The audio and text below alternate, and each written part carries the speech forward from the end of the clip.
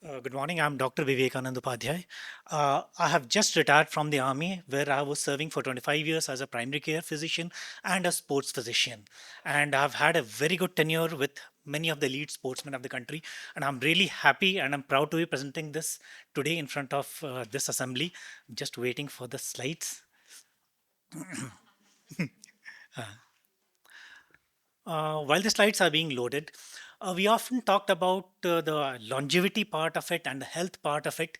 One of the primary components of longevity and health is exercise. And exercise as a prescription has often been neglected, possibly because of, possibly because of slightly lower potential for research.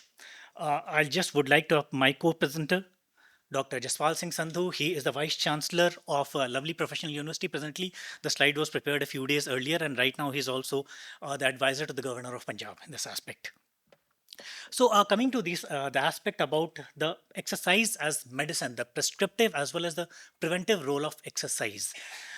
We have to start right at the beginning about what is physical activity. WHO defines physical activities and as any bodily movement which has got energy expenditure.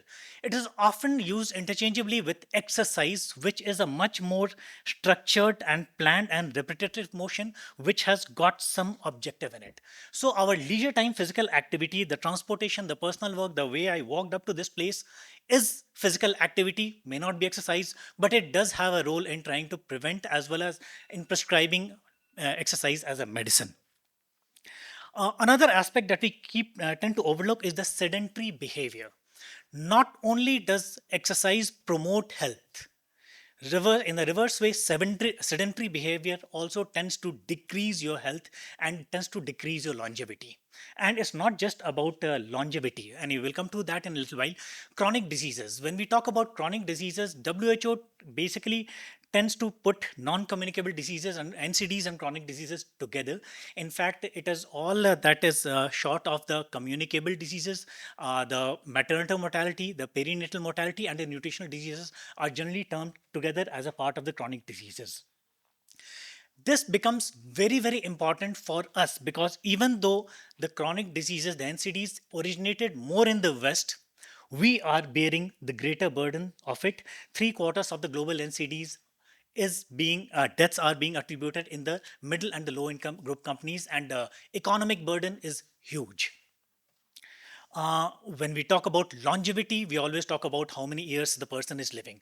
There's another term called the healthy life expectancy, which we have often been trying to overlook. And I'm very happy that in the present conference, even in the main hall, this has been frequently addressed to much more than the life expectancy per se. In fact, when you talk about the life expectancy per se and the healthy life expectancy, the gap between the overall life and the healthy life is increasing. So more and more people are spending more and more time being sick towards the later part of our life.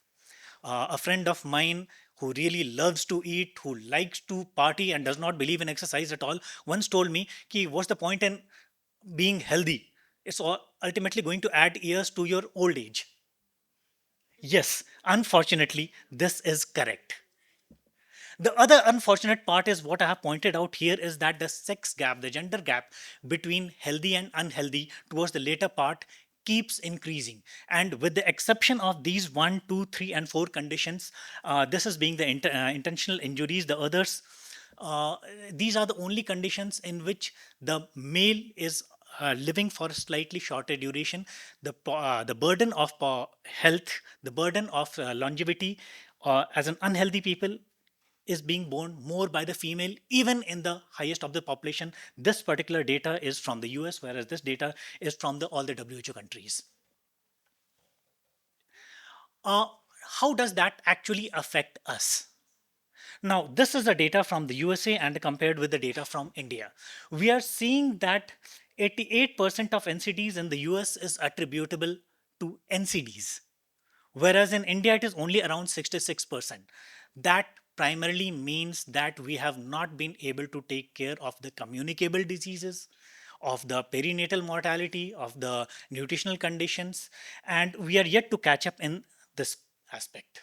And coming to the other part of it, if we look at the one fourth of this condition, which is due to the cardiac conditions, the one fourth of the Indian population is possibly more than the entire US population. So the disease burden is really, really heavy. And this is translated to, you can see our the per year is 51 billions, whereas in India it is barely around 3 billion.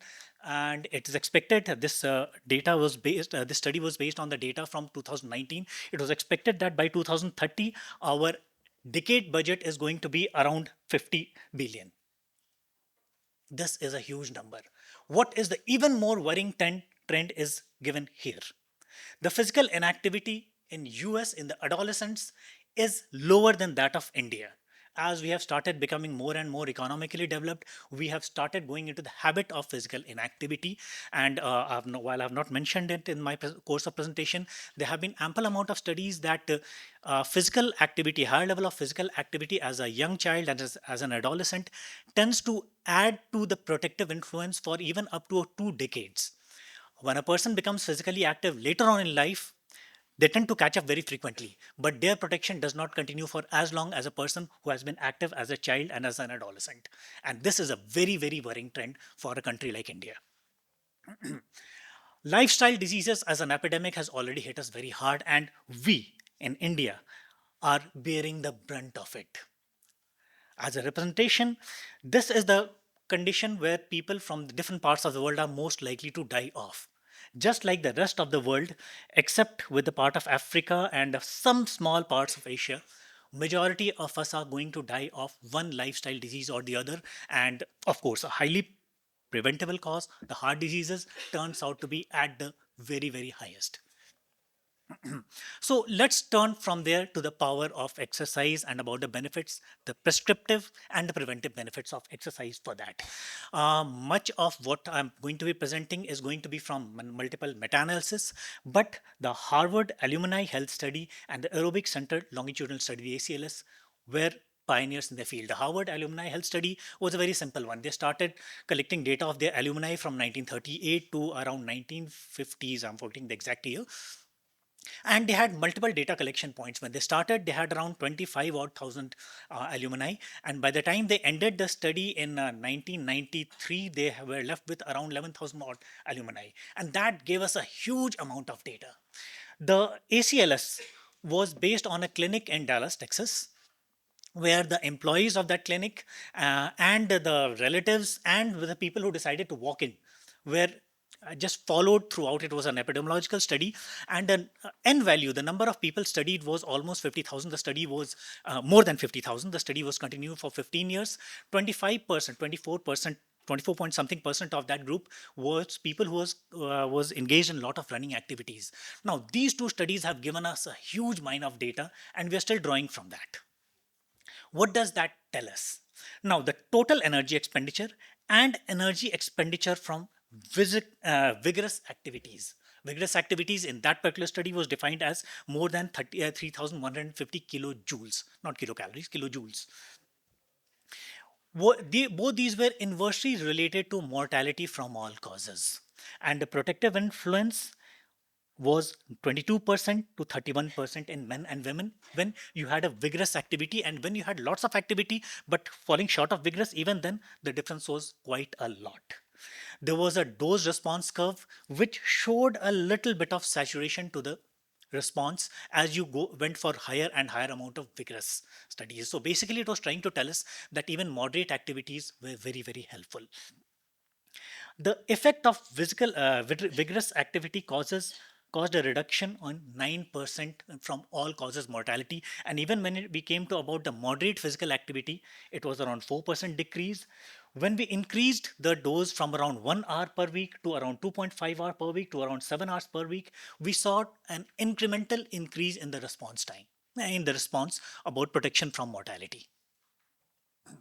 Uh, has been considered as a very interesting leisure time activity and has been studied very frequently, mainly because it is so simple to do. You do not require any gadgets, you need your two legs, you can just start walking. And this has shown that with increasing duration of walking, you are coming to a lot of protective influence. With a lower duration of walking, the relative risk of death from all causes was much higher.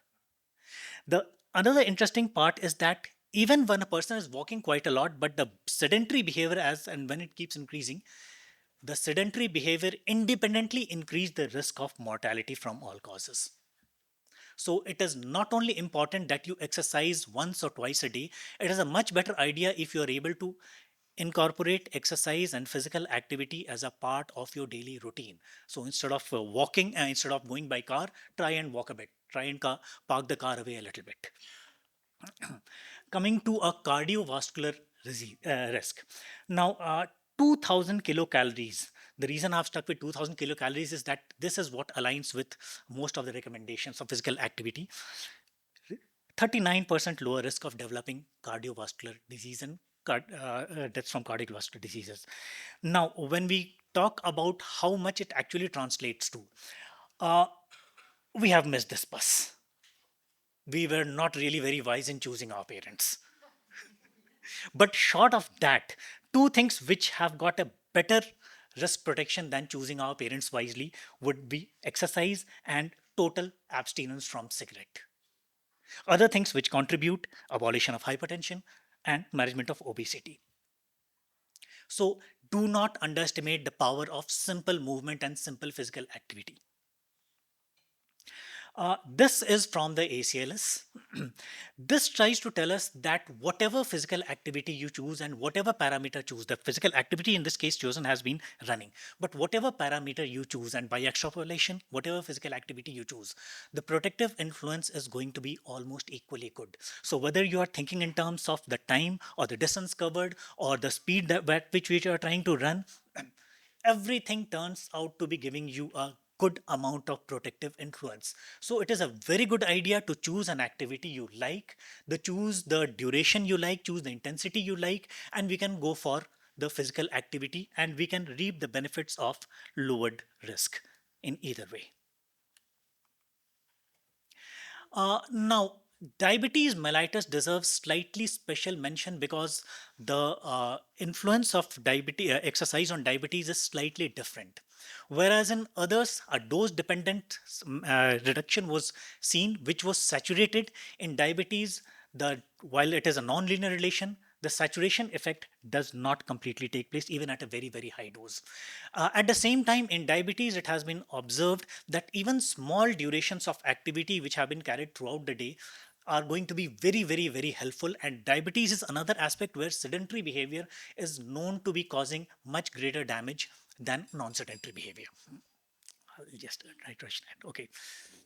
Uh, this is from a meta-analysis where I have tried to see put the reduction in the different types of cancer. So the bladder cancer, the breast cancer, colon, endometrium, esophagus, kidney, stomach, and possibly liver cancer have got a lot of reduced risk due to regular physical activity, which happens mainly as a reduction in anxiety, depression, and fatigue, and improved bone health, sleep quality of life. Will just be at a in this because of we are trying to save a bit of the time. The cognitive functions, there has been a decent amount of uh, this proof that there is a lot of risk, decreased risk of development of depression. At the same time, it also helps in improving your cognition. To summarize that, we are finding that there's ample amount of evidence for lots and lots of conditions which tend to impact your lifestyle and tends to increase your overall longevity and tends to increase your quality of life.